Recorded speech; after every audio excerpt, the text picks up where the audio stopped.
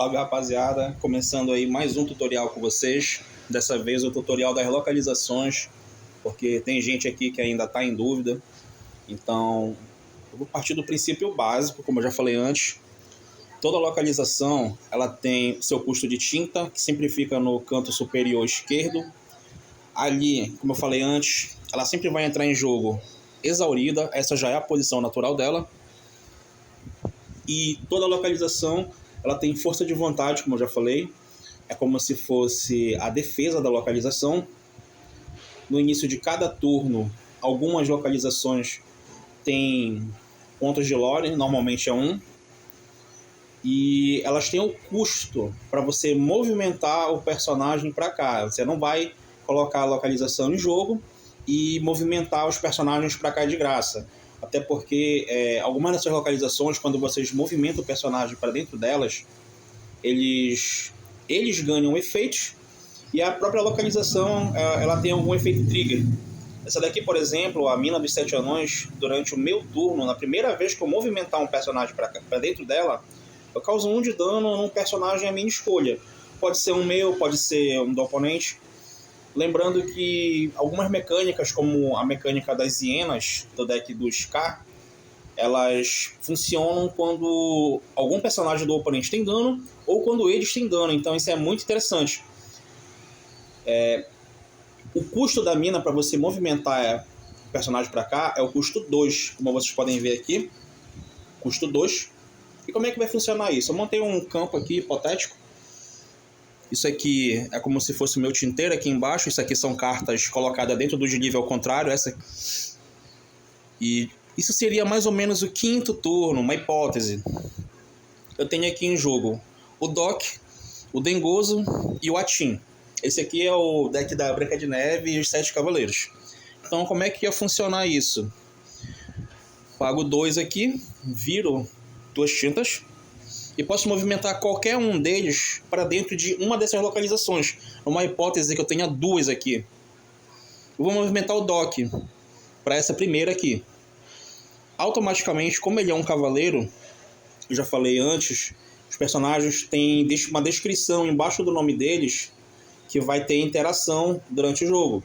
O Doc, por exemplo, ele é Dreamborn, ele, Knight e um dos 7 anões. Por ele ser cavaleiro, quando eu movimentar ele para cá, ao invés de causar 1 de dano, automaticamente eu já vou causar 2 em um personagem à minha escolha. Uma hipótese. Lá do outro lado, nós temos um Félix. Félix ele tem 1 de força e 3 de força de vontade. Mas o Félix está em pé, não tem problema. Isso é dano de efeito, não é dano de desafio. Então eu vou causar 2 de dano no Félix.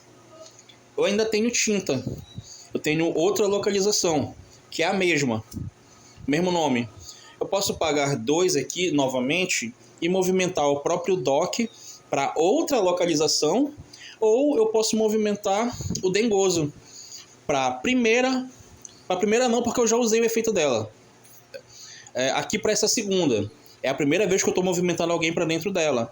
Então, novamente, eu vou causar mais 2 de dano. 4 de dano no Félix. Isso automaticamente manda ele para o descarte. Ele vai ser banido e enviado para o descarte. Seria assim que funcionaria o dano da mina. Uma vez que esses personagens estão dentro dessas localizações, eles não podem mais deixar elas. A não ser que você movimente eles para outras localizações. Digamos que eu passei o turno para o oponente, ele fez as jogadas dele, voltou para mim. Vou desvirar as minhas permanentes aqui, minhas tintas. Se os personagens tivessem feito lore, tivesse feito quest para ganhar lore ou desafiado, eu ia desvirar eles agora também. No início do meu turno, vou ganhar 2 de lore, 1 para cada localização. Tá? E novamente eu posso movimentar eles. Posso pagar 2 aqui, colocar o Dengoso lá na outra localização, causar 2 de dano, e posso pagar 2 novamente e colocar o Doc na outra localização ou movimentar o Atim para essa daqui e causar mais 2 de dano novamente. Uma hipótese, digamos que meu oponente colocou personagens suficientes lá para derrubar uma das minhas localizações. Ele causou 6 de dano nessa mina que tem 2 anões. O que vai acontecer com esses anões quando essa mina for banida? Não vai acontecer nada. Ela simplesmente vai para o descarte. E os personagens que estavam dentro delas, eles não sofrem nenhum tipo de punição. Eles simplesmente ficam em jogo. Se eles tivessem dano, o dano fica neles. Ou como eles não têm nenhum dano, o jogo segue. Eles podem fazer quests, podem fazer desafios. E quando o jogo voltar para mim novamente, vou desvirar. Vou ganhar mais um de lore. E os 2 anões que estavam na mina que foi derrubada, que foi banida, posso movimentar de novo eles para essa mina que continuou em campo. Vou movimentar o Dengoso para cá. Vou escolher um personagem em jogo. Vou causar 2. Porém, se eu quiser movimentar o Doc para cá também, eu não vou mais poder causar dano. Porque somente na primeira vez que eu faço isso, triga o efeito dela. O jogo ele não te dá limite de quantas localizações você vai colocar em jogo. Então, dependendo do deck, você pode ter 8, 12. Tem deck que tem 28 localizações. Tem deck que consegue jogar em torno disso. Porque além delas darem efeito para alguns personagens, elas mesmas também trigam efeito. A maioria delas ganha lore. Algumas, quando tem personagem dentro, também ganham lore.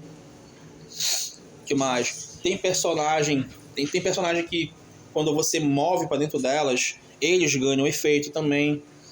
Então, é vantajoso em alguns decks você ter mais de 4, 5, 6, quantas localizações você puder e colocar elas em campo.